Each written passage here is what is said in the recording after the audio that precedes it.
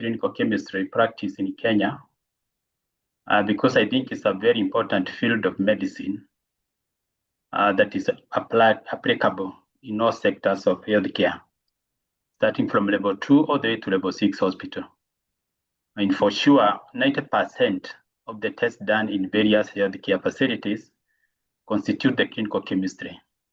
So that tells you that it's a very important field of medical laboratory science and medical laboratory medicine. So I'm happy, and I wish to continue with my presentation. And please note, it's not really a clinical chemistry class. We are just trying to see how we practice clinical chemistry, the current trend, the equipment that we are using, and maybe the future trends going forward. So I think I've given my introduction, and the objective is to redefine the role of clinical chemistry in the healthcare system, and also to remind ourselves the principles behind clinical chemistry analysis, and to re-emphasize the importance of good clinical chemistry practice, and to understand the processes of acquiring quality clinical laboratory equipment, and to remind ourselves the role of the laboratory manager in clinical laboratory practice. So for intro, clinical chemistry practice is one of the oldest disciplines in the branch of clinical laboratory medicine. It involves the use of chemicals to react with the body metabolites to produce measurable products. With these processes and methods, we can monitor and determine the functional capacity of various body organs and assess the status of health or disease progression. So the role of the clinical chemistry laboratory in the healthcare is very key, laboratory being the foundation of medicine. And for sure, laboratory is the pillar of medicine, and it has formed the basic foundation of medicine, in such that when you are managing patients, you must manage patients based on evidence obtained from the laboratory. And that's why we usually say that lab is one of the key components of any health facility. And 70%, and this is research that has been done, that 70 to 80% of clinical decisions are made based on laboratory tests. So clinical chemistry procedures have progressively changed from rudimentary method to most modern technology. Those of us who are a bit older, you remember how we used to do clinical chemistry and how we used to test the parameters. And we used to have very rudimentary equipment, photometers, calorimeters were used to read the OD, then draw a curve to be able to extrapolate and get the concentration. And I can tell you to be very cumbersome and very laborious. But these days, technology has really helped the laboratory so that we have now come to the mouse and button technology, which make our work very easy. Manual methods have evolved to automation with the use of mouse and button. But despite the modernization of clinical chemistry, please note that the principles of analysis largely remain the same. So what the automation has done is to avoid the mechanical procedures and processes, and you make it a bit more automated so that we have robotics and those kind of equipment doing what we are supposed to have done. So we have dropped the pipettes, and the pipettes have been replaced with mouse and buttons. So what is the role of the clinical chemistry lab in the healthcare? And I think one of them is diagnosis and monitoring therapy. You can imagine if you have a patient and you come to see a doctor, and the doctor will examine the patient and look at the signs and symptoms, but before, and maybe get an impression what that condition could be. And before they confirm or make a decision, they have to send that particular patient to the laboratory so that they can do the basic test just to rule out or rule in any particular disease that the doctor maybe had in mind. And if I take you through maybe a patient who has a kidney problem, from the time they are diagnosed to the time maybe they get a kidney transplant, it is the laboratory all through. Because you come to the clinician and you come with the symptoms and signs, then the doctor may query kidney failure. But you cannot say with certainty that kidney failure without doing the basic chemistry like creatinine. So they'll do creatinine or UEC, they'll do other parameters like urinalysis and associated tests, including TBC, to see how is the level of HB. And from there, that patient may have kidney failure. So the next thing the doctor will do is maybe prescribe some medication and also maybe prescribe dialysis. And when that patient starts dialysis, they must go through the whole process. And every time they come for dialysis, you have to monitor. So dialysis is going to clean the blood and to remove all these products of metabolism. So you must monitor how is the potassium, how is creatinine after dialysis. So you continue monitoring, and eventually this patient may require maybe kidney transplant. So this particular patient also require, critical analysis. Maybe they will bring some potential kidney donors, and these kidney donors must be screened by the laboratory also, because again, you cannot give a kidney if you yourself you have problem with the kidney. So the laboratory has the role of also screening the potential donors until you get the particular donor you need to give that you need to give the kidney to the recipient. And then, of course, even during screening, you must also do something called HLA typing so that you ensure that this kidney will not be rejected by the recipient. That is still laboratory. So once the patient is being done transplant in theater, even after theater, they have to monitor the kidney. The kidney has been transplanted. So how is the kidney working in the recipient's body? You have to do tests. Laboratory now comes in, also continue with the patient until the patient is discharged from the hospital. Once the creatinine has stabilized, probably the creatinine came from 500, now it has gone to 120, 110, 80, 90, it's normal. So the patient now the doctor can now comfortably discharge the patient based on the laboratory findings. Then from there, the patient will be coming for reviews throughout for the rest of his life because they'll be put on these immunosuppressive drugs. And these immunosuppressive drugs are also very toxic to the kidney, to the body. So they must also monitor. The lab must also monitor the cyclosporin, the tacrolimus, and all those kind of drugs that they are given, so that you strike a balance between rejection and toxicity of the particular drug that you are giving. So you can see the role of the laboratory in that particular kidney patient, all the way from diagnosis to transplantation and even after transplantation. So it's very key. So diagnosis and monitoring therapy. Medical exams, you can imagine you have gone for a medical exam and the doctor has examined you and they don't request any laboratory test. It doesn't look like that particular exam is complete without doing maybe stool analysis, urinalysis, or maybe UEC or TBC or any other test for that matter, because that one now enforces the medical examination. Of course, the disease surveillance and epidemiological studies, of course, what comes to mind is the time of COVID. The laboratory was key in diagnosis and surveillance, and any other disease that you may have an outbreak of a particular disease. You cannot go to the field without the laboratory component because you need to find out what is this particular disease that is in the community. And then, of course, the training of medical students. I don't remember any medical student who has completed a degree or a diploma course without a basic medical laboratory training, whether it's a medical lab technologist or a nurse or a medical doctor or a pharmacist. All of them, they go through medical laboratory training. They have to know the basic microbiology, basic chemistry, basic blood transfusion tests and all that, just to ensure that they're also part of the medical team. So in fact, most of the people that I teach in Desa University, most of them are nurses and pharmacists, USIU pharmacists, and Technical University of Kenya medical laboratory students. So training is key also as part of the role of the medical laboratory.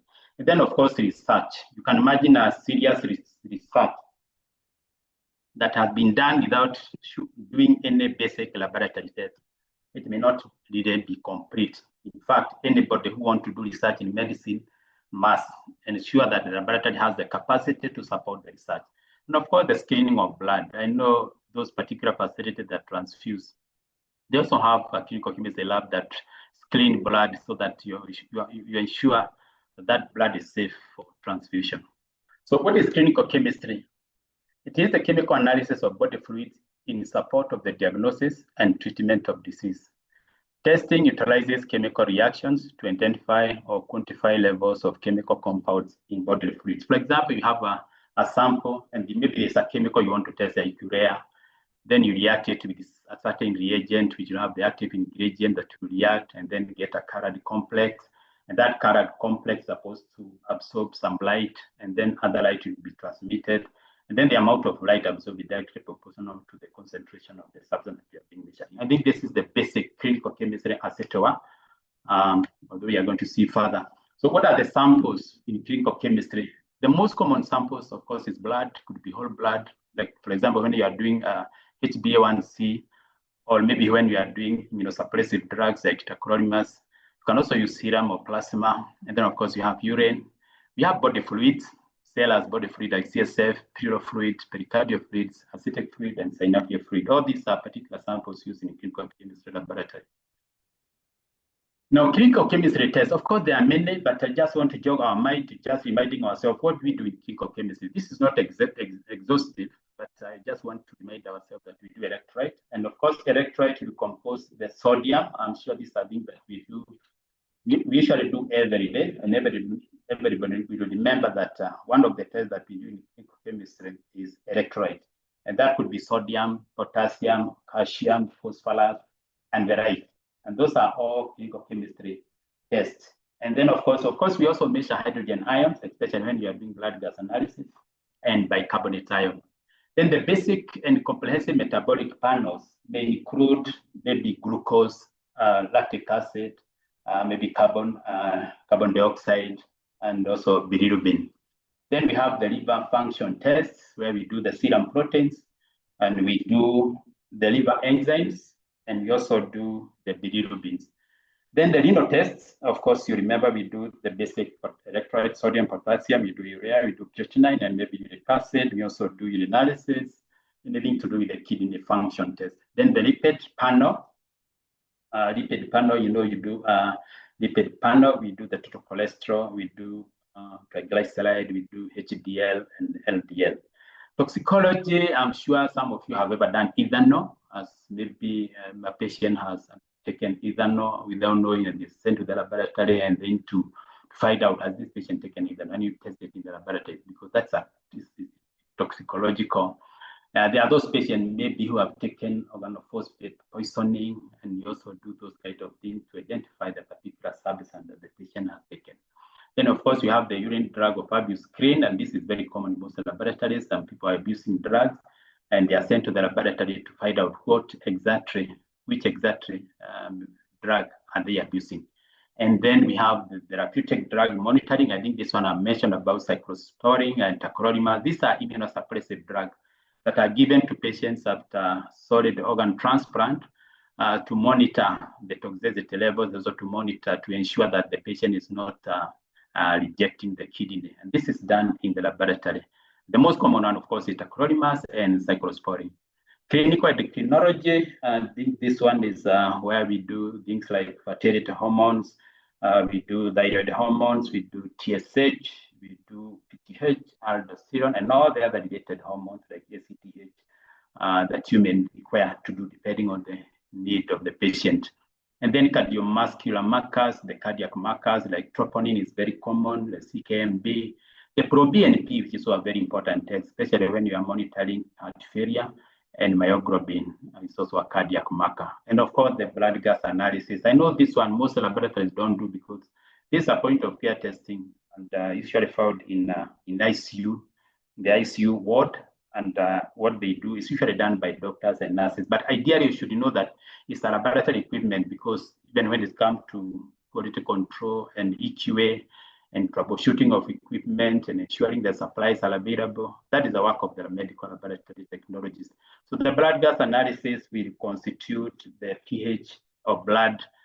You also do the partial pressure of carbon dioxide. You measure the partial pressure of oxygen. You measure the bicarbonate in blood, you measure the base excess in blood, and also you measure the percentage oxygen saturation in blood. I think these are all tests that we do in blood gas analysis. I think that is one of the topics. Maybe in the near future, we may have maybe a presentation on the same, because I know most laboratory guys don't really do blood gas analysis, but it's very important that we have the knowledge of that. Now, what are the milestones in clinical chemistry?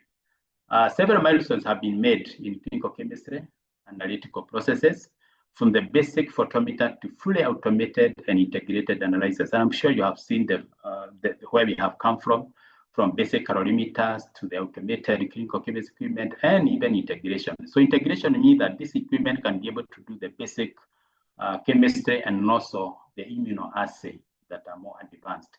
So that is use just one equipment and one sample, you'll be able to do all those tests. From flame photometer to ISC technology, I don't know how many people have ever seen a flame photometer. This is the one that we used to utilize when we are doing the electrolyte. And I can tell you it used to be very laborious and time consuming and prone to so many errors. And it was not easy. But now you can imagine we have ion selective electrotechnology. You're able to do sodium, potassium, chloride within a minute or so, without any effort. And this is very good for the laboratory the clinical people. Then, of course, from ELISA techniques to CRIA technology. CRIA is the chemiluminescence immunoassay. We have come from far. You can imagine the ELISA technique, it used to be very long, very laborious.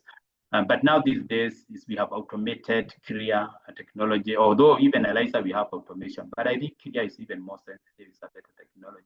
And that's what we are using to do things like hormone profile, like tumor markers, like cardiac markers, and it's a very good technology. Of course, we are going to see the principle ahead there. And then from manual electrophoresis to automated serum protein electrophoresis and HPV electrophoresis, I have done this manual electrophoresis, and I can tell you it will be very cumbersome because you have to stain and then you do manually, and there was no graph.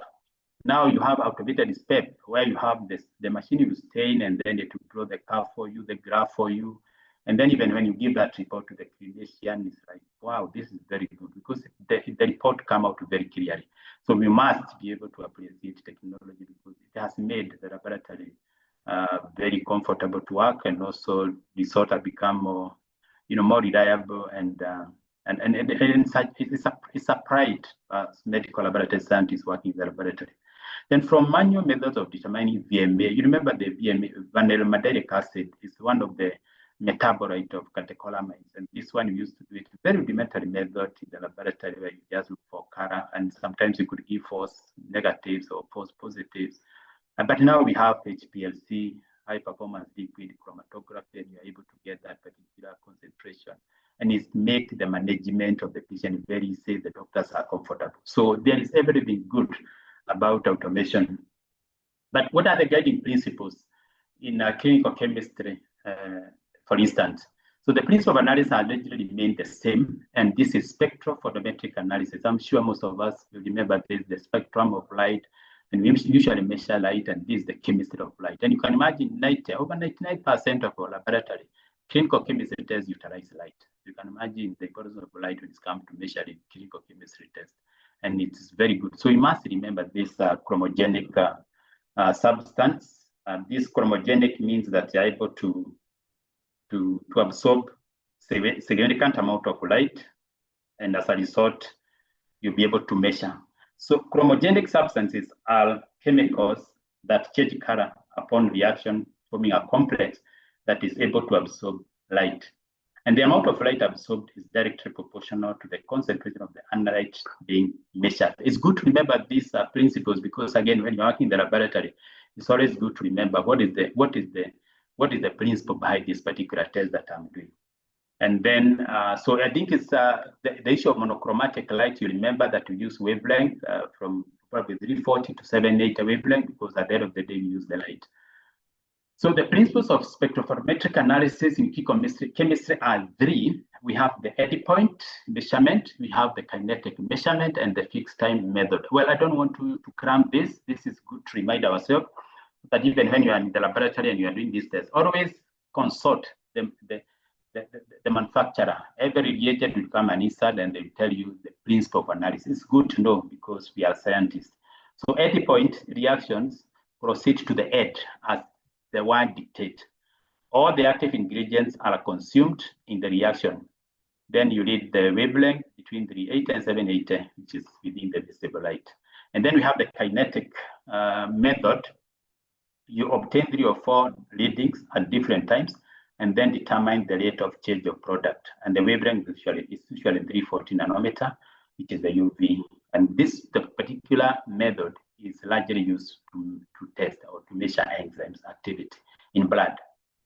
And then we have the fixed time reaction. The reaction proceeds to predetermined time and then stopped by adding a certain chemical or changing the temperature.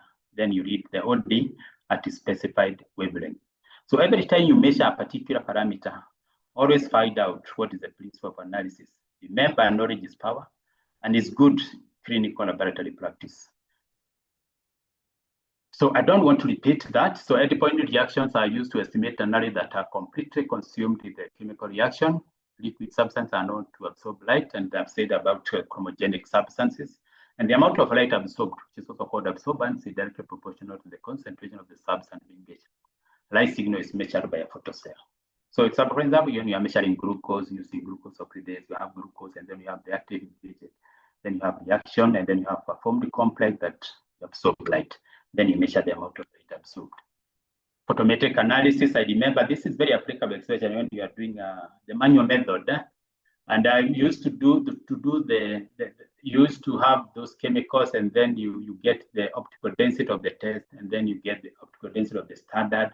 Of course, the concept of the standard is known, and then you are supposed to calculate. You can imagine when you are doing creatinine and you have no, it's manual. So you have to do this calculation every other time you are doing a test, the OD of test, of OD of standard, and the concentration of the standard, and then you get the concentration of the unknown. And it used to be very cumbersome. You can imagine you have like 200 samples. How will you be able to complete this? And thank God, now we have technology. These things are automated, and it's very easy. You just put a sample to the machine, and then. But behind the scenes, it's good to remember that this is exactly what is happening behind the scene. You may not do this calculation, but the machine is doing the calculation for you. Okay. So, and this is why we now get to the calibration, because we used to do calibration, especially for glucose calibration curve, because now we didn't have the automation. So you used to do it manually. So you draw a curve. So for example, you have a standard 20 milligrams per DL, and maybe you get an OD of 0.1, 40 milligrams per DL, you get a 0.2, 60 you get 0.3, and 80 you get 0.4. These things you are reading the OD. Then from this one, you plot a curve, so that now you can use it to incorporate other tests, so that you don't have to calculate the OD of test every time, the OD of standard, you don't have to calculate. So just go to the curve like this one now. So if you have this curve manually, you'll be able to see, like, if you have a test that has given you an OD of maybe 0.35, and then you extrapolate, and then you get the concentration. And this we used to, like now we used to do it like every 2 weeks. You have to redraw the graph, because again, this standard used to degenerate.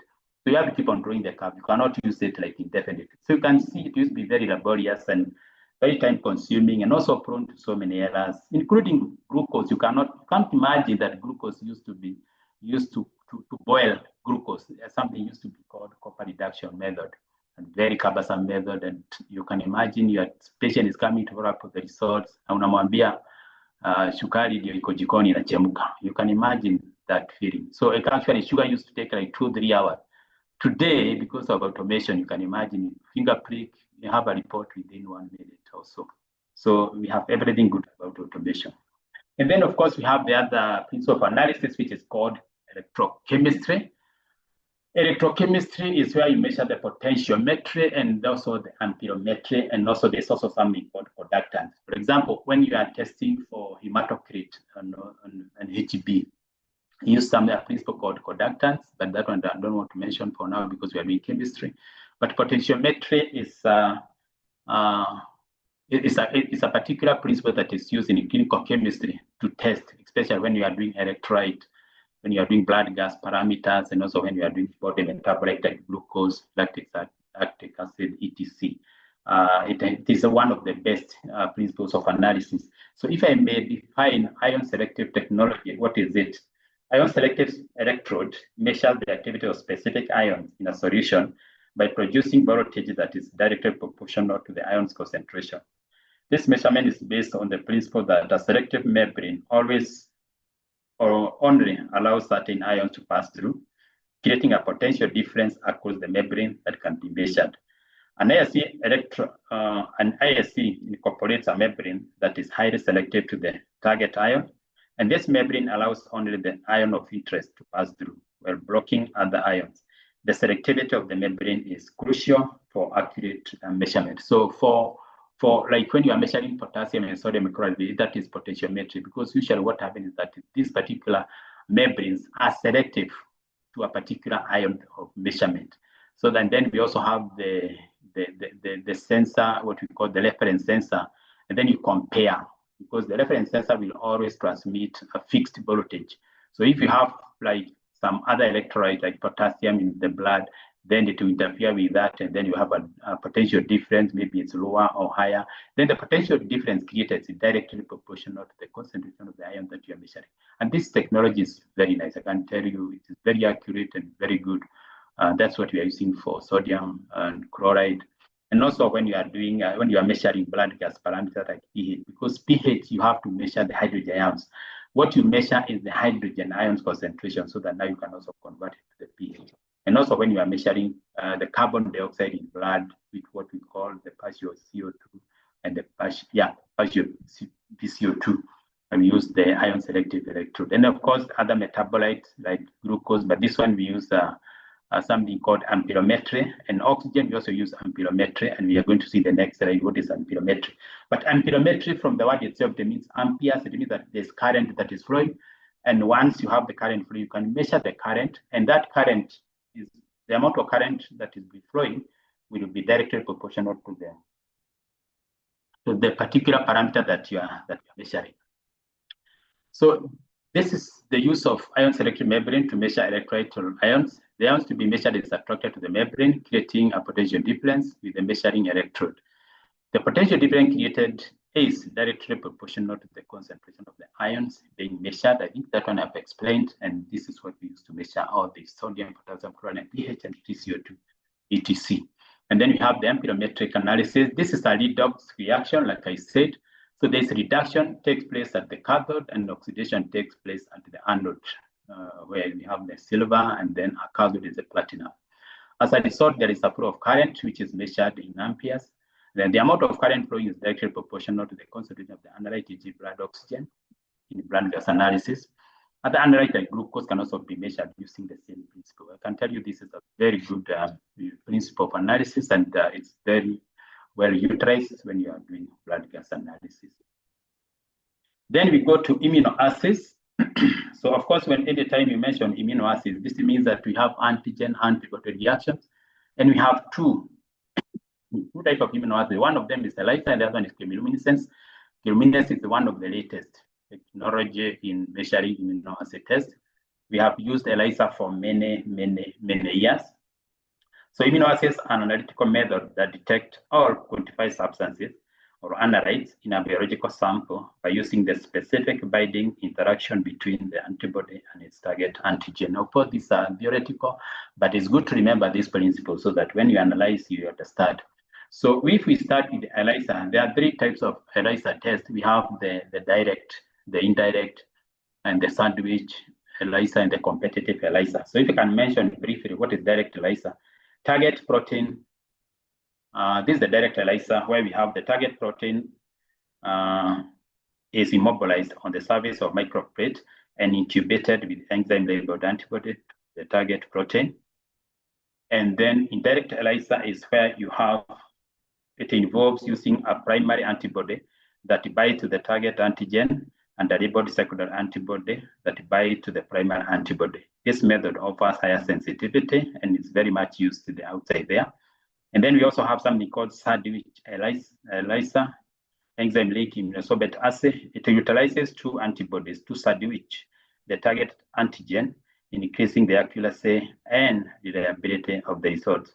And then, of course, we have the sandwich is there, and then we have the competitive. The competitive ELISA, it works by measuring the interference in the assay signal when a known amount of labeled antigen or antibody competes with the sample for binding to a limited number of antibody binding sites. And therefore, the absorption is inversely proportional, as you can see from the graph there. That's inversely proportional to the concentration. All these methods, a substrate is always added for color development and measurement. And I think this is just reminding ourselves the principles behind that. We don't have to dwell on that very much. Then we go to chemiluminescence, and it uses a chemical reaction that produces light to detect and quantify specific substances like antigens or antibodies in a sample. This method is widely used in clinical diagnostics for various applications, including infectious diseases like HIV, hepatitis B and C, and tumor markers and hormones and all that. So this is it's a gold standard, especially when you are doing immunoassay. So this principle employs the use of luminol compounds. And luminol chemicals have the capacity to produce light when they react with oxidizing agent. Usually a second antibody linked to a chemiluminescence label, e.g. luminol, is added. Then you have to add a trigger solution like hydrogen peroxide to start the light producing reaction. And then the emitted light is measured using a luminometer. Light intensity is directly proportional to the analyte concentration. I can tell you this method has really changed the way we do immunoassay testing because it is very reliable, it's automated, and it's make our work very easy. These days, you can even do autoimmune tests using chemiluminescence technology. So chemiluminescence is a gold standard for immunoassay. A basic immunology concept that an antigen binds a specific antibody, and you can use the following. You can use the test to measure the following. The method to measure the following tests like peptides, hormone, protein, glycoprotein, vitamin, therapeutic drugs, and autoimmune antibodies. So what are the advantages of chemiluminescence? It is ultra sensitive. It means that it's very, very sensitive.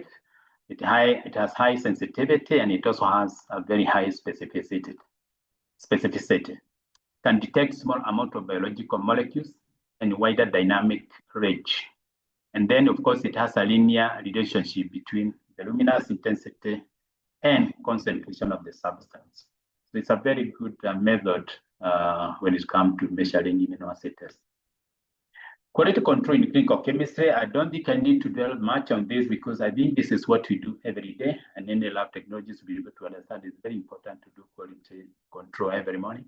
But how do we do quality control? Because it's good to ensure that every day you are able to do at least one quality control for the particular parameters you are testing in your laboratory. But again, it's also depends on the number of tests that you do per day. If you find that your laboratory is very busy, you're handling like 200, 300, 400, 500 tests per day, then it's also sometimes good to increase the frequency of the QC that you are doing per day. And the other thing is that the QC should also be, even when you have a protocol, I think you should also know when to run a QC. For example, when a machine has been, it has been out of order, it has broken down, and you have called the engineer and they have fixed the equipment. Before you start running samples, of course, you must do a QC to ensure the equipment is okay. Again, sometimes you are running samples, you are done your QC, but you find in the course of the day, you find a trend, like you are getting very high sodiums, 140, 150, 158, 157. You see a trend, that is abnormal. And you can always tell, in a lab tech, you always tell that there's a problem here. How come the results have a bias? So it's always advisable to repeat your QC. And those are various circumstances that you have to do the QC and then ensure that the QC is within the acceptable limit as per your laboratory protocol. So automation in clinical chemistry, I think this is something that I really wanted to mention because it's very important that we understand automation in clinical chemistry because it has really changed the way we perform tests in the laboratory. Automation in clinical chemistry is the act of using technology and software to reduce manual processes in clinical chemistry. Instead of the traditional pipette, we now have the button and mouse.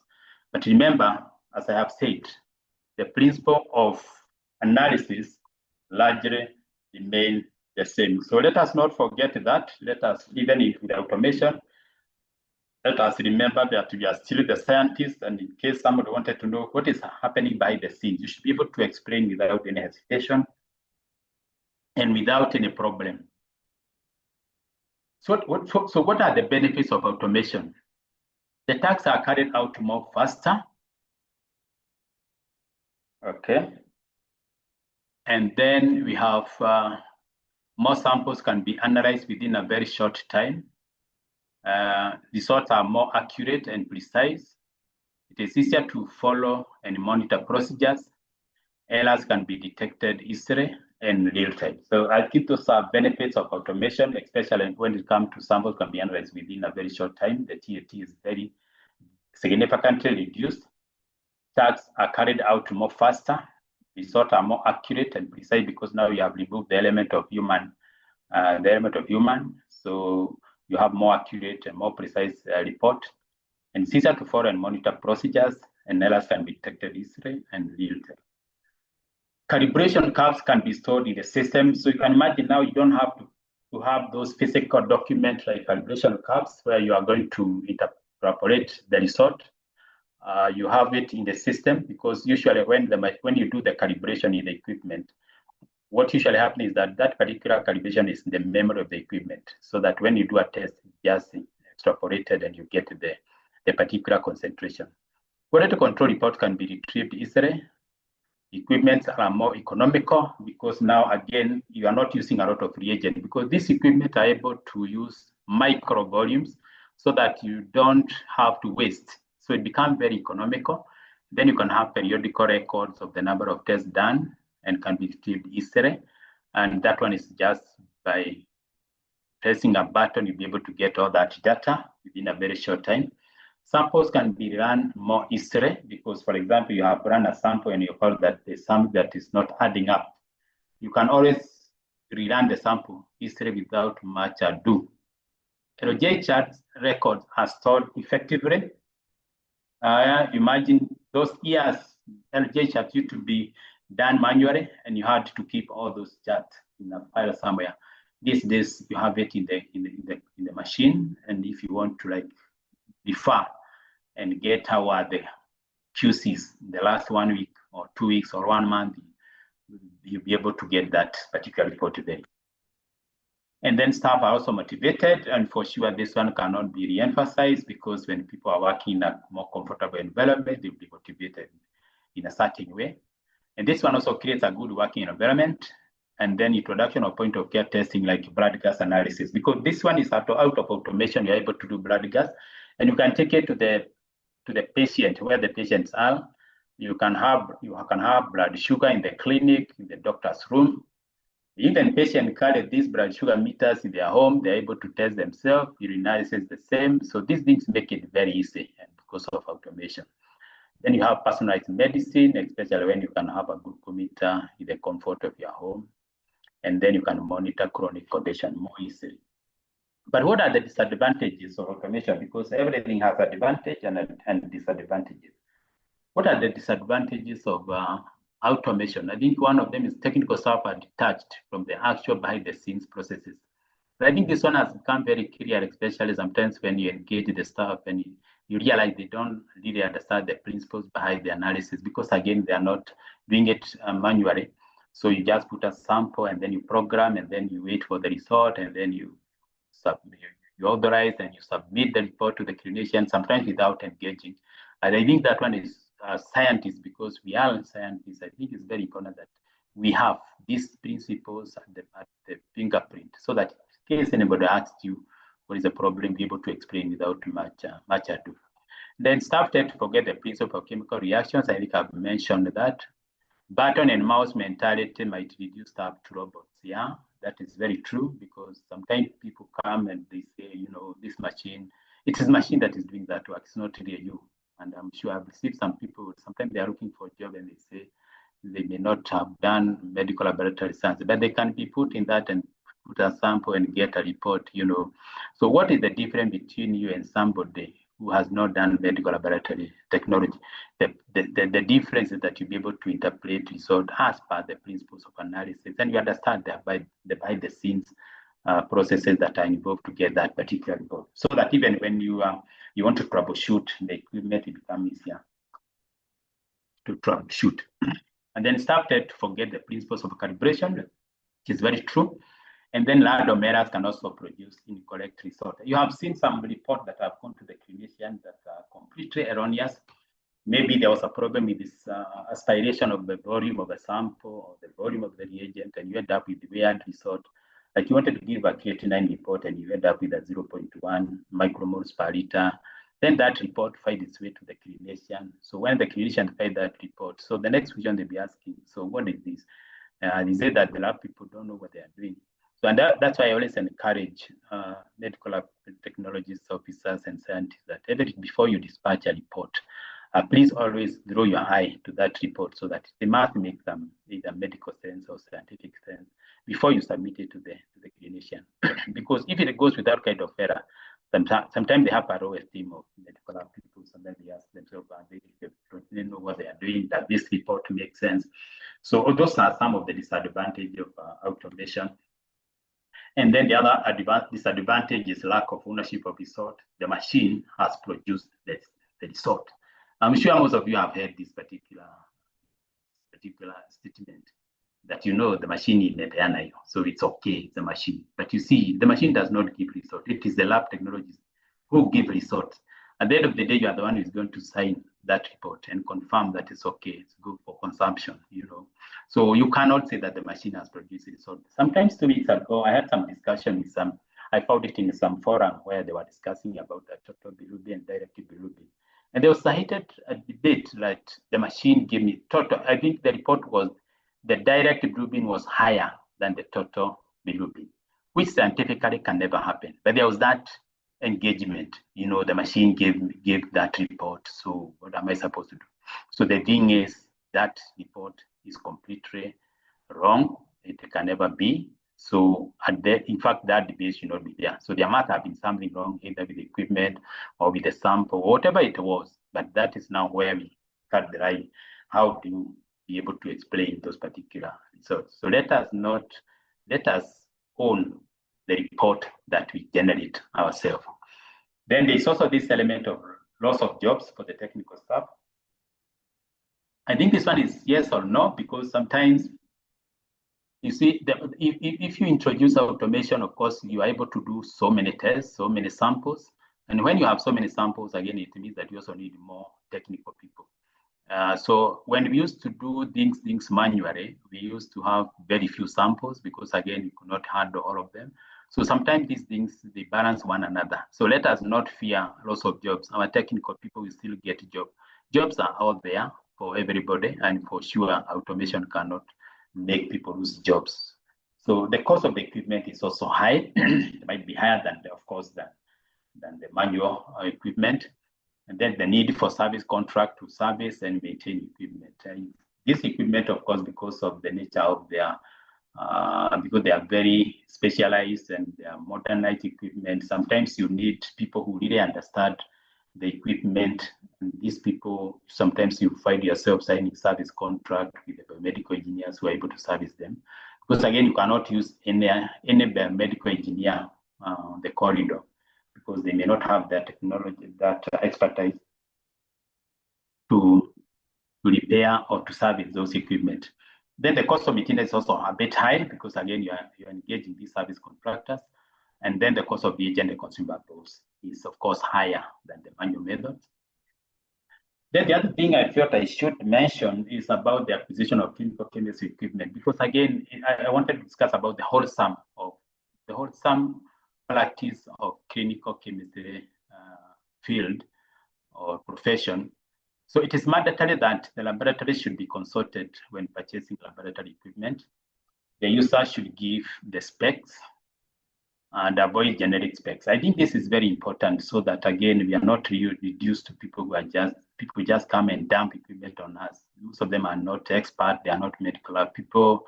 By virtue of their position in the hospital or health facility, they think they can come and dictate what should be bought. I think it should come from the laboratory personnel, because we have become of age and be able to choose the right equipment that we should be using. Because at the end of the day, we are the one using the equipment, we are the one interacting with the equipment, we are the one who sign those results. So let us make decisions. Let us write those specs. When they want to buy an equipment, the specification should come from the user, and the user is the medical lab technologist, so that you end up with the equipment that you want. And then avoid generic specification. This one I will explain later. That sometimes when you are writing these specs, be specific on what equipment you want. There's nothing wrong with targeting a particular equipment if you have the fact that it's a good equipment. Sometimes it's good to be tactful and make sure that you put the right specification, so that you end up with that particular equipment that is your choice. Be clear in your mind that what kind of equipment you need. It's always important to score specification during tendering and avoid ubiquity. I know when you do specs, it's always good to score. And then once you score up to 100, maybe you have maybe 10 specs, and every spec is around 10 marks, so that you end up with 100%. Then you put like, what is the pass mark? Is it 80 or 90? You can put it. You have at your disposal, you can put the pass mark you want, so that you end up with the right equipment. So it's always good. I've seen some laboratory doing tenders, and sometimes they don't put the scores. It's very, very important, so that you know this has failed because they have not attained the 80%. This one has attained 90, this is 50%. It's very, very important, so that at the end of it all, your objective is to end up with the right equipment. And remember, if you write generic specification, and you have 3 phases of technical evaluation, which you are going to see later, you might end up with the wrong equipment. Then clear the pass mark during tendering process. Maybe you can make it 80 or 90%. Then during technical evaluation process, what usually happens, because sometimes you hear people saying the equipment was bought or not consulted, but again, it's a due process, especially those people who work in the government. We usually know that we have 3 phases of technical evaluation. You have done a tender, you want to buy equipment. You start with one is mandatory document. There are those mandatory requirement documents that you must put. And that one, if you fail, of course, you are knocked out of the process. So the other phase is technical evaluation. And this is how you confirm the specification. And then, of course, you score accordingly. And this area is very critical for you as a medical lab scientist, because this is where you need to put the right specification so that you end up with the right equipment. Because usually what happens, if you have equipment that is not very good and it passes the technical evaluation phase, you are almost assured that the financial aspect, the financial phase, it will pass, because most of the equipment that are not very good, that are not very competitive, you find that most of them are very, very cheap in terms of prices. So ensure that the technical specs is done correctly, so that you end up with the right equipment. And I've said that there's nothing wrong with targeting a particular equipment, because after all, that's why that equipment is in the field there. That's why it is in the market, so that people can buy it. But of course, you must balance between the cost of the equipment and also the technicality of the equipment, the quality aspect of the equipment, and all those things. But I know for hospitals that usually follow the due process of procurement, this is what we go through. There are 3 phases: the mandatory, the technical, and the financial. All of them, you must make sure that they have been done the right way. But what are the factors to consider when purchasing laboratory equipment? One of them, of course, is the cost of the equipment. You need to know what is the cost. Is it very expensive? Are we able to buy that equipment? Because again, it also depends with your budget that you have been given by the hospital. And then the quality of results. But again, you must also strike a balance between the cost of the equipment and the quality of the result that the machine is going to give. But I can tell you, when it comes to quality, please never compromise on that, because at the end of the day, you are going to use this equipment on the patient, and if you're not getting quality results, the repercussions are dire. So I think it's always good that we have become of age. Let us go for the best equipment in the market. It's not that they are very expensive. People should be able to buy standard equipment for their patient. After all, patient pay for these services. It's not free. So let's consider those things. The cost of reagent and consumables, and the cost of maintenance, stability of equipment, level of automation, and technical support. All these are things that you need to consider, because again, you might buy an equipment that is very good, but how is the technical support? And technical support, I mean, this guy, you need to have like people who will be supporting that equipment, the vendor, the supplier. How conversant are they in this equipment? They have well-trained biomedical engineers. They have well-trained application specialists to support you. Because equipments are about to fail, to break down every now and then, but every time they break, of course, you have to call them. Does it mean when you call them, do they appear? Do they come up 2-3 days after 4 days? So do your own due diligence and maybe we do shopping around and find out anybody with that equipment in the country. How is the technical support? Is it machine working well? I think those things are very important so that you make a decision. Then there's something called closed versus open system. I know this is a debate that has been there, and I want to pose this question to you. In the laboratory, do we still have open systems? Open system means that I have an equipment, I can go to River Road and buy any type of reagent that I want. Against the closed system, whereby you have, it uses particular reagent from particular supplier or vendor. I think that's a question that has been there. But if you ask me, we have no open system in the laboratory. Well, they are there, but in clinical chemistry, I think they are very limited. I have seen open system, for example, in molecular medicine, when you are doing PCR. But in clinical chemistry, I have not seen those kind of, because the equipment we are using these days are very modernized, and they need people who have been well trained, including the medical engineers, application specialists. And the other thing, the technical support, because this equipment, when it breaks down, you need to call somebody. And that's why they have a whole system from the manufacturer to the vendor. And that's why you find, like, if you have a particular machine in the country, it has one vendor in the country, because the vendor, the manufacturer also want to have the reliability of the supply of the product. So they usually select one particular vendor, and they give them the letter of authorization or manufacturer's authorization, so that they are the one, they have the outright explicit authority to sell those particular products. So I think I want to leave it with you. Can we have a discussion maybe in future? Do we have open system? For me, open system in the laboratory no longer exists. I know it's an issue that we have been discussing then with some management, and sometimes we don't understand. But let us, if you want quality laboratory result, let us have the closed system. It works very well in terms of technical support and everything else. And then from there we go to installation, calibration, and validation and training. Let's assume that you have bought an equipment and they need to install, they need to calibrate, they need to validate. You need to validate and train. So the vendor should install the equipment in your facility. Then it is the vendor to do the calibration. Let them not dump an equipment to you and leave it with you, because how will you know that that equipment is working? So let them calibrate and perform quality control, right? Then the vendor should undertake training of all staff working in the section. I think this is very important, that you need to train all the staff working in that particular section, so that, because at the end of the day, that the people will be using the equipment. So you cannot come and dump it there and you don't train anybody. You must train all of them and make sure that they're able to use the equipment. If they have questions, to be able to ask, you'll be able to answer.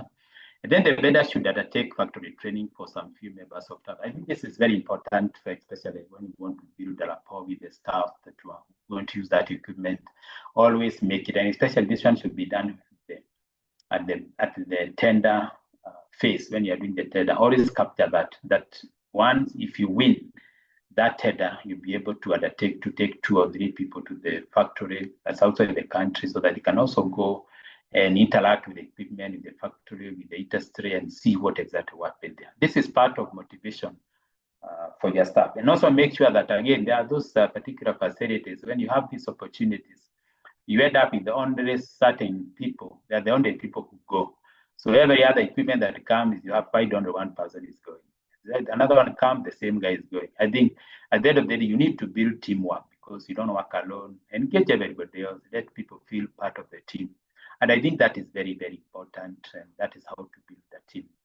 And then the vendor should undertake regular refresher training for all staff using the equipment. I think this is very, very important, so that when you install and then you train, I think, again, you should have a schedule. And after every 6 months, why don't you come and do a refresher training? Maybe there are some things that have been added to that equipment that you need to inform the staff. Maybe you have new staff that have joined that particular section. You need to train them accordingly. I think that is very, very important, so that we also have that sense of ownership. Then engage biomedical engineers where necessary. I'm saying this where necessary because, again, when you have this very specialized equipment, don't engage every biomedical engineer, because they might end up messing up your equipment. Please engage the biomedical engineers from the vendor, from the supplier, because they usually have very good expertise, they are well trained, and to be able to take care of the equipment so that it can last longer. Now, what is the role of the medical laboratory manager? I know this is very important so that when we discuss our medical lab people, we are the custodian of laboratory services in either private sector or the public sector. So he is supposed to be the head of the technical services. By head of technical services, I mean anything to do with equipment. You are the one to determine what type of equipment you should have in terms of automation, in terms of quality, in terms of anything else that will go with the equipment. How do you acquire it? Is it by placement? Is it direct purchase? I think that role is for the laboratory manager, and also to ensure that the HR, of course, the lab people who are working under you, usually report to you so that we don't have those broken communication where we have conflict of interest. So the other role of the lab manager is to advise the hospital management on matters laboratory, and also to formulate technical specification of equipment. I think that one we have discussed very well. Ensure production of quality results, drive and ensure accreditation, 15189.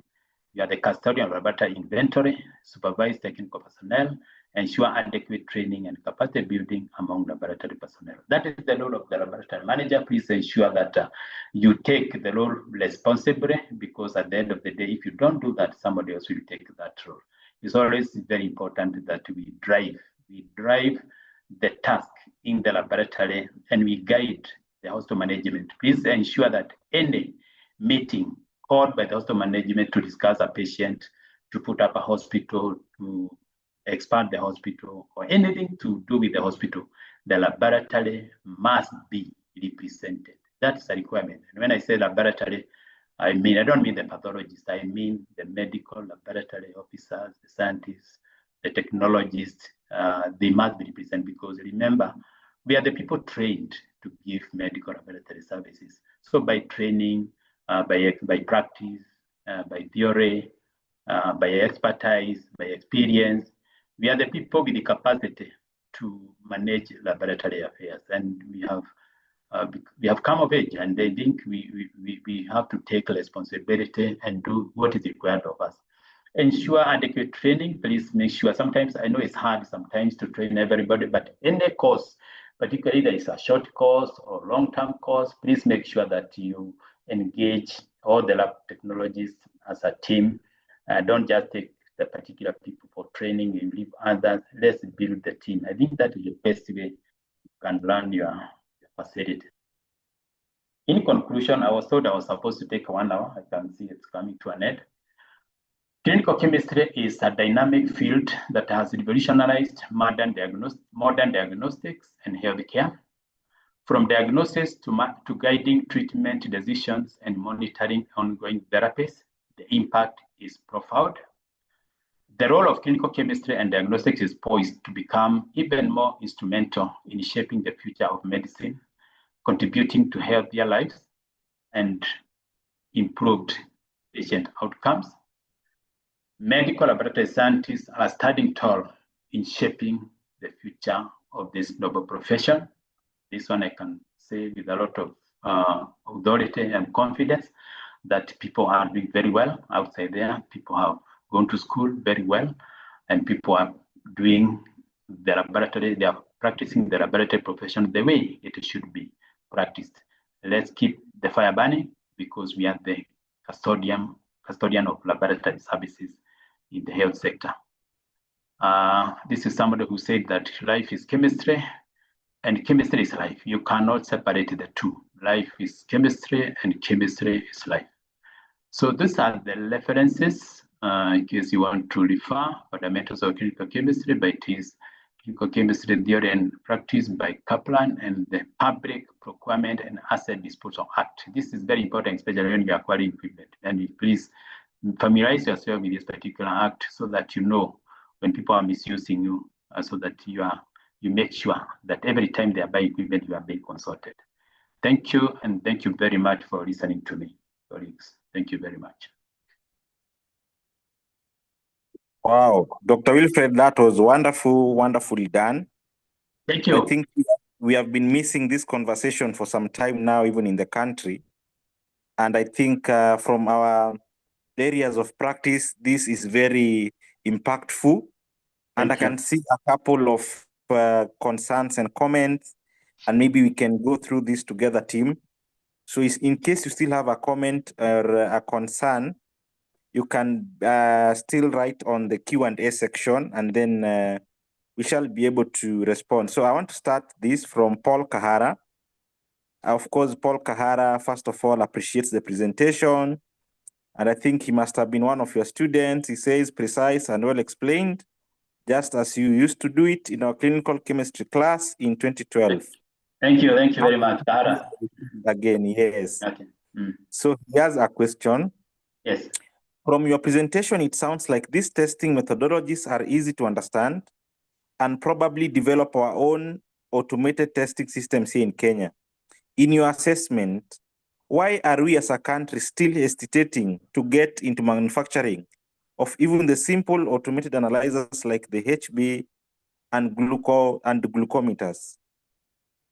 Number two, what can be done so that we minimize dependence on foreign manufacturers in the US, UK, India, Korea, China, and others? So maybe you can start with that, Doc. Thank you very much, Paul Kahara, for those very kind words. I think the whole issue of manufacturing, I think it has to really depend on the support from the government, because again, we must have people who are ready to be supported by the government in terms of research and to be able to put 1, 2, 3 together. I know we have the expertise, we have very well trained people in the country. But again, that issue of manufacturing, I think the government has not really supported manufacturers, and especially not just in medical laboratory, but all spheres of manufacturing. I think we are doing very, very poorly. But I think this one I can attribute it to lack of clear guidelines on how to support local manufacturers. I think we are missing on that, and that's why we continue relying on companies from China, from USA, from India. I can tell you China is doing very well. You have seen the kind of equipment that they are being manufactured by China, a very sophisticated equipment, very modern equipment, very friendly equipment. In fact, I'm worried they are going to fight off this USA and UK equipment in the very near future. But they are doing very well, because now the governments also support the local manufacturers in a very big way. Kenya, to set up a business is not easy. There are so many obstacles on the way, and it's not easy. And I think that is the reason why. Thank you very much. Thank you very much, Doc, for that. I want to read to the next one. Gideon Kipngeno. What is the most preferred sample type for lactate chemistry test between plasma and serum, and why? Well, I think, to me, from a chemistry perspective, you can say that it all depends on why you are doing that lactate. And because I know most of the time you do lactate because you have suspected the patient has poor perfusion, or the patient is in ICU. Of course, when the patient is in ICU, you do it together with the blood gas analysis. Most of the modern blood gas equipment, they also have lactic acid as one of the parameters. But so I would recommend, of course, because again, you don't do it alone as a standalone parameter. It is done as part of blood gas analysis, because if you find lactate is high, you also need to know what is the pH of that blood. So I would recommend that we do plasma, because again, when you are doing blood gas analysis, it has to be plasma, because you use blood that is heparinized, so there's no clotting, so that is plasma. So let me talk about plasma, because you must do it in collaboration with the blood gas analysis. Thank you. Thank you. This is Robert. I think when you're talking about the test, I think he was asking, what about blood alcohol level? How is it done? Blood alcohol levels is done. It's a chemistry test. It is ethanol. We have kits for ethanol. In fact, us at K2TRH, we do either no as one of our clinical chemistry parameters. So it's a very simple test. You just buy the kit. We are using Abbott platform, and it's able to do either no. And we do it, and it's very, very important because sometimes you get patients at the A&E department. They look like they have taken a lot of alcohol. They are in comatose. Sometimes the doctor wants to rule out whether they have taken alcohol or what. So we do it. It is done. There are kits available. Wonderful, Doc. Maybe over to the next one. What are some of the contributing factors to background noise in clinical chemistry analyzers? Background noise. Yes. Well, it will depend on the equipment that you are using. There are those that are very quiet. Sometimes they don't even hear anything. There are also others that have some noise. Of course, they are moving parts, definitely. Some of them will make noise. But again, it also depends on the level of maintenance of the equipment. The other thing, when you are buying equipment, there's something called decibel level. Look for machines that don't make a lot of noise. Thank you. Wonderful. Bernard Washala, when screening blood for infusion, rapid test kits are not recommended. And when for the case of HIV, we can use ELISA method. I don't know what he wants to ask. Yes, we can use ELISA method. Actually, rapid, they are not really recommended for screening blood because of their sensitivity. They are not recommended. So we recommend that you do ELISA or chemiluminescence. And with the particular platform also like Abbott. Abbott, I think it's validated for screening blood. And I think another machine called Diazorin is also validated for screening blood.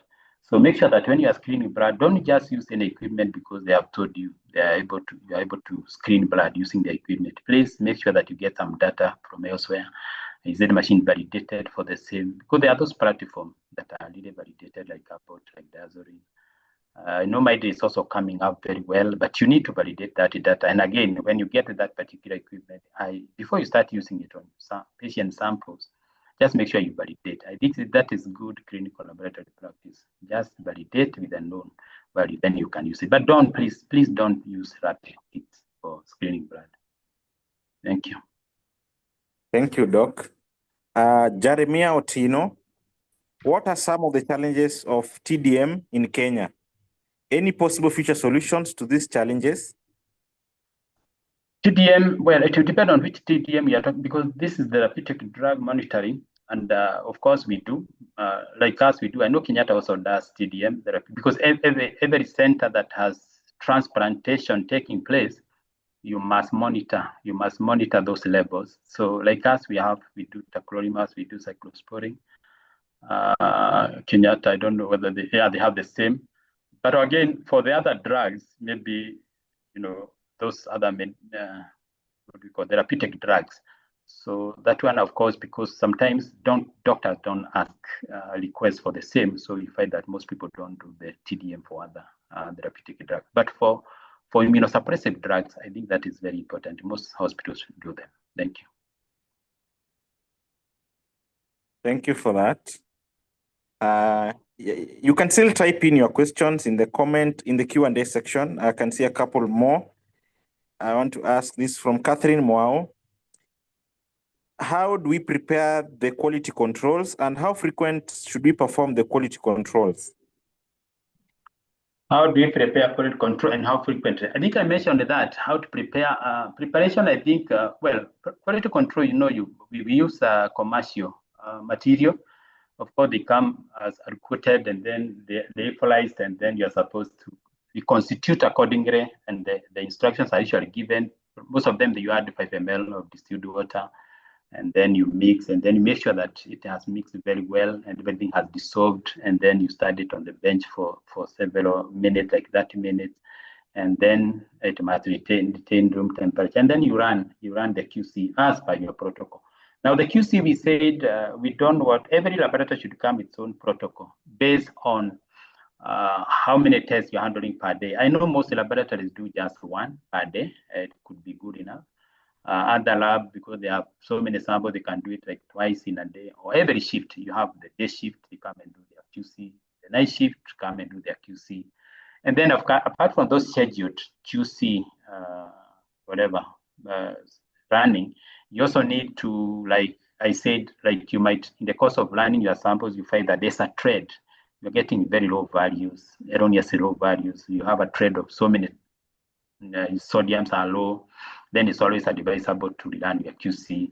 And it's always good to examine that and to ensure that you are monitoring the result you are getting for patient. Don't just say that the equipment has given me this. Observe the trend. And then you also do QC, like the machine has broken down, it has been fixed by a biomedical engineer, and you need to recheck whether the QCs are still within.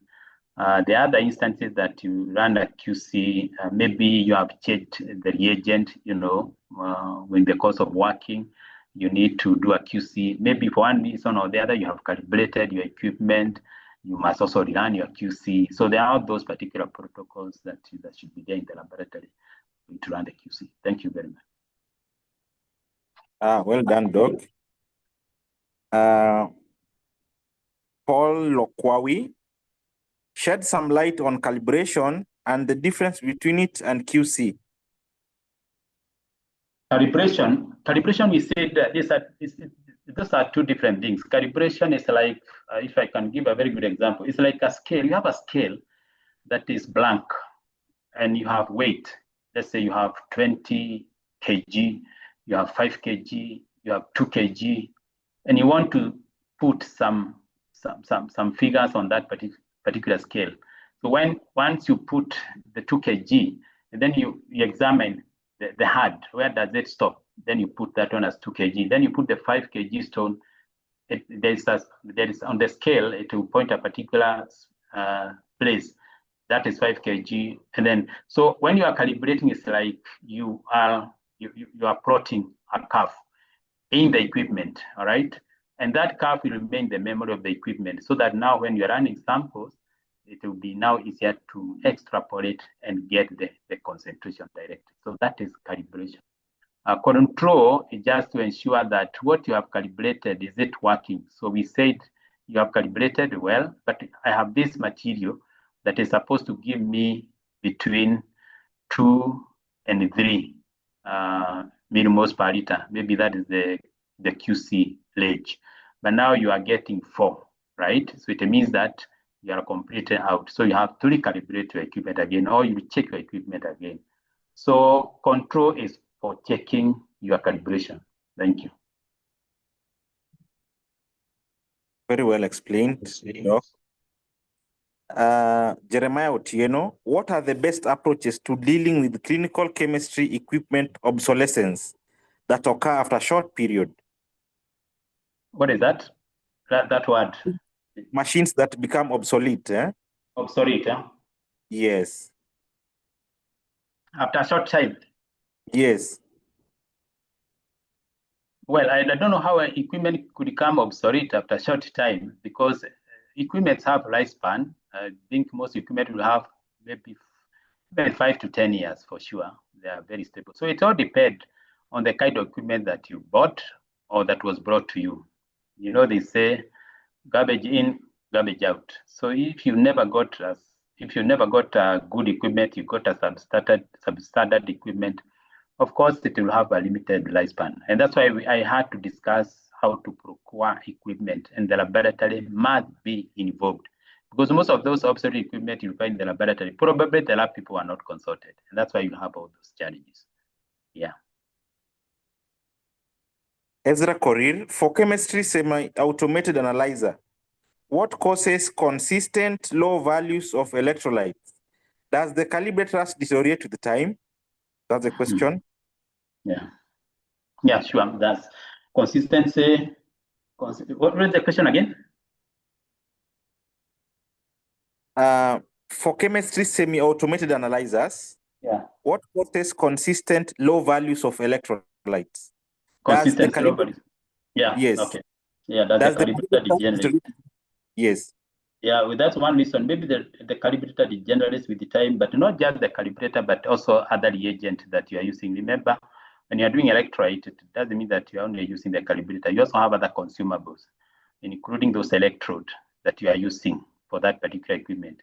And this one also depends with the kind of equipment that you are using, because that is not, it doesn't apply in all the equipment. So maybe that is a problem to a particular equipment, because of course, we also have those equipment that do electrolyte, and we have not observed that particular thing. But anytime you realize, you sense that the electrolyte have gone down, the best thing you can do is always to recalibrate your equipment again, and then you check. I think that is the best way to go. Yeah. Thank you. Wycliffe Achola, is there a clinical significance of Bence-Jones proteins today compared to serum protein electrophoresis? Yeah, not really. It's not there, but I know some clinicians have been used to Bence-Jones protein, because again, that is the test that has been there. It's more available, so people still stick with what they know. We still have that problem in our hospital, and we are doing serum protein electrophoresis. But you find some clinicians still requesting for Bence-Jones protein. But as far as concerned and the interpretation of those results from SPEP, I think if you can do SPEP, it is good enough. It's adequate. You'll be able to manage your patient. But again, it is about the clinician, who some of them will have a preference for one test against another. It's like this. There's this test for autoimmune, and we have been doing it, and we are able to give the actual concentration of particular, like ANA, like dsDNA, and we had our clinicians sometimes asking, because they've been used to the other tests where you do dilutions, and they were insisting that they're not able to interpret this one. They want the dilution, because that's what they were trained with, and sometimes to change the mindset. And I had to do a lot of explaining to them, and they have accepted, because they are still saying you need to do dilution. They have been used to dilution. I was telling them dilution is a less sensitive test. It's not really recommended these days, because you can get the actual concentration, and they have come to buy the idea. Because if you do dilution, it's like the way we used to do window tests. Window tests. Why we were doing dilution is because there was no way of giving the actual concentration of the antibody. So you do the dilution.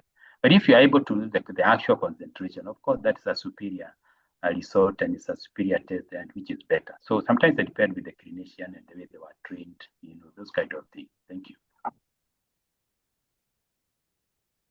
Fred Juma, I don't know whether we can be in a position to handle this, but he's asking whether we have a knowledge of a supplier selling CSF protein reagents for clinical chemistry. Whether we have? A supplier selling CSF protein reagents for clinical chemistry. Oh, yes, they are there, because clinical chemistry for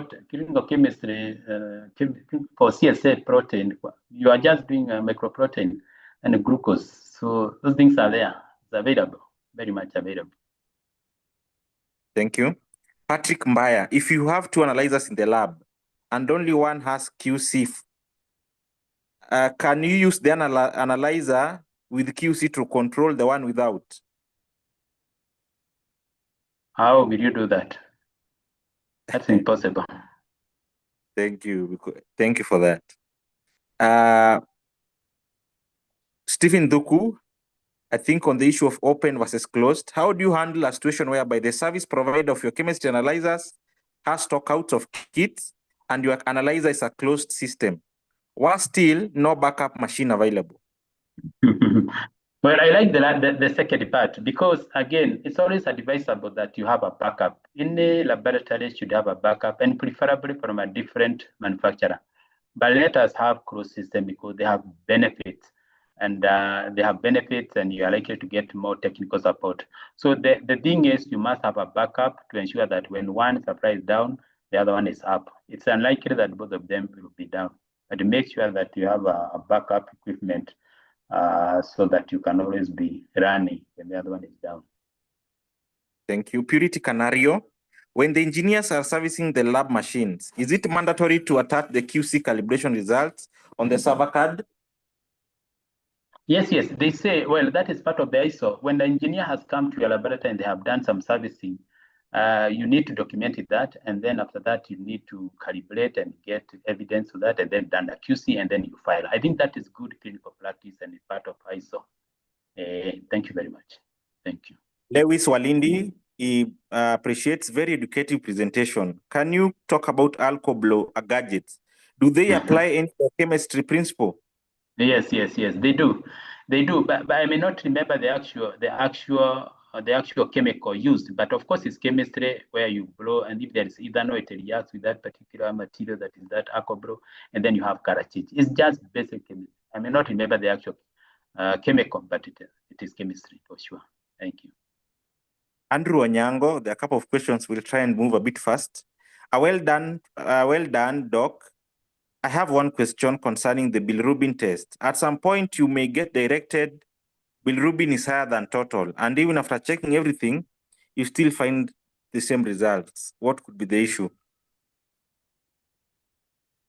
I know that issue keeps on coming, and I don't know whether it is the reagent that people are using outside there, because ideally, from the science point of view, there's no way you'll be able to get direct bilirubin higher than the total. Probably you need to check. I don't know whether it is a reagent that they are using or whatever it is, but there's no way, science does not support that, because exactly what does it mean to be total? Total means that it is direct plus indirect bilirubin. Sure. Yeah, so there's no way it's going to be higher than that. So check your system, check your reagent, and find out what could be the issue. I know many people have been asking that question, but I've not seen it in our facility where we are getting. I have not seen it. Yeah, thank you. Thank you. Moses Ngogi Karaoke, he says, thank you, Dr. Gatua. You used to be my colleague, and we did rudimentary chemistry. Now that it's automated, how was drug monitoring used to be done, like tacrolimus levels and others? Well, that's a hard question, because again, those years, like Kenyatta, they started doing transplant the other day. So those many years ago, they were not doing transplant. So probably they used to take those samples to private labs where they were doing those particular tests. So because these patients, once you do transplant, you must monitor those drug levels. So probably they used to send them to private hospitals for testing. Yeah. I think the others are appreciation, Robert Koros appreciating, Owino Collins. So I'll just get to I think we should be winding up. I'll just read a few more questions. Okay.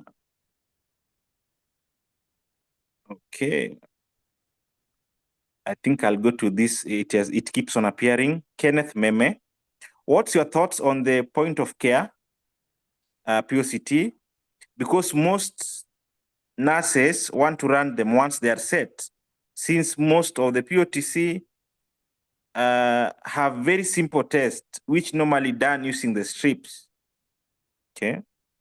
Thank you. I think I can answer that, Meme. Well, it's okay. I think we cannot run away from point of care. Point of care was introduced to the market to make services closer to the patient. And I think anything that improves the patient management, we cannot try to avoid it at say this is for laboratory, they should not do. If it's a point of care, it's a glucometer, it's a blood gas machine, let them use. The only thing we need to do, and I think I mentioned that, the ownership of that equipment in terms of procurement, in terms of technical specification, the person who gives the technical specs for that glucometer should be a lab tech. For that blood gas equipment should be a lab tech. And then the other thing, once you get those equipment, you must train. In fact, the next thing is to train. And I have known in most hospitals, like in our own hospital, we have a committee. You consult a committee with the users, the nurses, the doctors, and the laboratory people, so that they'll be able to be monitoring those devices in the ward. You train them how to use them. You also train them on troubleshooting those basic things they could be able to do on prudent utilization of reagent and supplies and all that. And then, of course, when it comes to calibration and QC, that is the role of the laboratory. So the laboratory, if there's a blood gas equipment in ICU, is the laboratory personnel to be going there and ensuring that the QCs are done and it has passed. So at the end of the day, it's the laboratory to control and maintain those equipment. But we cannot run away from that idea that we need to bring services closer to the patient. You can imagine you want to do a sugar and you have to take a sample all the way from the ward to the laboratory to do a basic blood sugar. It will not work for sure. Thank you. Thank you. Thank you very much. Jacqueline Amira is asking about overdependence on manufacturers' IQC. how do we address the ranges provided? Okay. Yeah, that's a very genuine question, and for sure we are running away. In fact, Kenya's ISO 299, they are really encouraging people to go for third-party QCs. I think that is the trend these days, that we go for third-party. So if you are able to go for third-party, because they are there now these days, there are many companies that are providing third-party QCs. Please go for it. I'm also encouraging my team to go for the same. Thank you. Thank you. Isaiah Odote, this must be a senior colleague. He says that, Dr. Gatua, you have reminded me of the days we prepared reagents like stock, the working solution, and calculated the OD, the optical density, also depended on the expected color development. Thank you. Thank you. Thank you so much, Dr. Gatua. I think those are accolades Isaiah Odote. Thank you. I think, team, we have come to the end of today's presentation. And personally, I can say it was a very wonderful and, refreshing, informative, and excellently done. Thank you, Dr. Wilfred. And from us, we want to invite you for your final word. Thank you. My final word. Thank you. As we bring this to a close. Thank you. Thank you very much. I did want to thank you, Laboratory Medicine of Kenya. I must say that you are doing a wonderful job. I'm very much excited. I don't think I've ever missed your CMEs on this platform. I've been following up very closely because I'm also learning. Everybody's a learner. I'm not an expert in no discipline. So I learn from my colleagues, and I must say that I'm very happy with the work you are doing. I'm also very happy with the laboratory fraternity. I've listened to your presentation, to the scientific journals you have written, and I can say that laboratory we are doing very well. We are the upcoming scientists, and we are going to transform the healthcare system in a very big way. I'm very proud to be a medical laboratory technologist, and I really want to thank all the laboratory fraternity, my colleagues, wherever they are in the country. Thank you very much for the work that you do every day. You are the pillars and the foundation of medicine. Without laboratory, sure medicine could not be practiced in the right way. You support the management of patients in a very big way. I also really want to appreciate my team. I work at KUTLH. I work with a very, very dedicated team of very young scientists, medical technologists who are dedicated to the passion, and they are very passionate about the laboratory services, and they are very knowledgeable, and they like their work. I'm so happy. Thank you very much. Looking forward to have another presentation, LMSK. Thank you very much. Thank you so much, Dr. Wilfred Gatua. On behalf of the participants who joined today, there's quite a number across the country, from Mombasa to Lamu to Kakamega to Mandera. You can see others from Wajir. We are very grateful. It's a time that we gather together and just learn. And as Dr. Wilfred has said, even myself, I have learned so much today. And I feel very, very happy. And I feel all of us who gathered here, we have all learned. And on behalf of LMSK, we want to say thank you so much for honoring our invite and for speaking on this webinar. And to all our participants, we cannot thank you enough. It's because of your support that we are here. And at this point, I just want to let you know that I know many of you have certificates that you have uploaded on the KMLTB portal, and they have not been approved. So KMLTB has sent an information to all of us that don't be worried. Once you've uploaded, your work ends there. They will approve. You don't be worried. They will approve your certificates and only reach out if you are not able to log in. That is, if you have an issue with your email. You are trying to log in on the portal and you're not able. That's when you reach out on the contact number 0706 110 110. Again, 0706 110 110. For only those who have issues in logging in the portal or signing up. But if you're able to sign up, you are able to self-report, and your only worry is that your certificates have not been approved, don't worry. You have done your part. They will do their part. So that is the communication from the board. And I've also reported to you that we are in the final stages of integrating the system so that we shall not be having this hassle of self-reporting. So once it's done, I shall be able to communicate, but we are in the very final stages of doing this integration. Otherwise, from us to you, we want to wish you a very happy and wonderful weekend. We meet next week on Monday. Thank you very much, everyone.